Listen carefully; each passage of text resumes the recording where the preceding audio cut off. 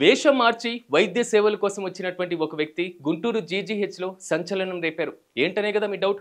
గుంటూరు జీజీహెచ్లో సూపరింటెండెంట్గా పనిచేస్తున్నటువంటి వ్యక్తి రాత్రి 10 గంటలకు ఆకస్మిక తనిఖీలు చేపట్టారు.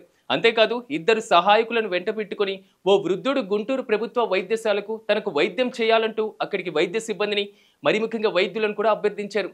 చింపిరి జుట్టు, చేతిలో కర్ర, పాత చొక్కా, మాసిపోయినటువంటి కండువాతో ముఖానికి మాస్క్ ఉన్నటువంటి అతన్ని చూసి వైద్యులు కొన్ని వైద్య పరీక్షలకు రిఫర్ చేశారు. అనంతరం ఆ వృద్ధుడు హాస్పిటల్లో ఉన్నటువంటి అన్ని విభాగాలను తనిఖీ చేయడం జరిగింది. హాస్పిటల్ వరండాలో తిరుగుతున్నటువంటి శునకాలను చూశారు. ఐసీయూ వద్ద సిబ్బంది పెడుతున్నటువంటి వారి గగ్గోల్ని కూడా, సమాధానాలను కూడా ప్రత్యక్షంగా విన్నారు. మరీ ముఖ్యంగా మెడికల్ షాప్ల వద్ద పరిస్థితిని కూడా గమనించారు. అంటే దాదాపు ఒక 1 అవర్కి పైగా హాస్పిటల్ మొత్తం తిరుగుతూ ఆకస్మికంగా తనిఖీ చేశారు.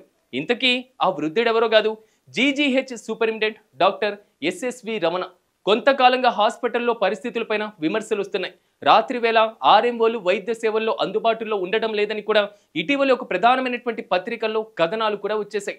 ఈ నేపథ్యంలోనే ఆయన ఇలా తనిఖీలు కూడా చేపట్టారు. కొన్ని లోపాలను గుర్తించినట్లుగా తెలుస్తుంది. మొత్తం మీద జవాబుదారీతనం, పారదర్శకత పెనకాలంటే ఇలాంటి తనిఖీలు నిరంతరం అవసరం. అయితే జీజీహెచ్లో సూపరింటెండెంట్ తనిఖీలపైన మీ కామెంట్స్ని ఇక్కడ తెలియజేయండి.